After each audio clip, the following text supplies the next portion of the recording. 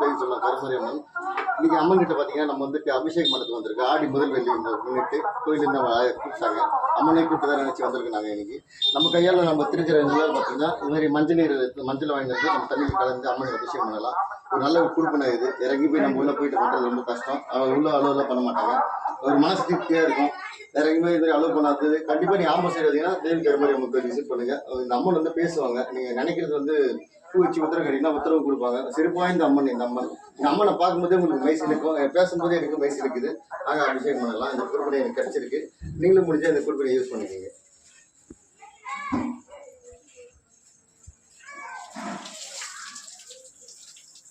பக்தர்களோட திருக்கரங்களால் கர்ம வினைகளை தீர்க்கும் கருமாரியம்மன் அன்னையின் வாக்கின்படி என்னை தேடி வரும் பக்தர்கள் அனைவரும் என் பிள்ளைகள் அவங்களோட திருக்கரங்களால் மஞ்சளால் நீராட்டி என்னை மனம் குளிர செய்தால் அவங்களோட கர்ம வினைகளை தீர்ப்பேன் அன்னையின் வாக்கு.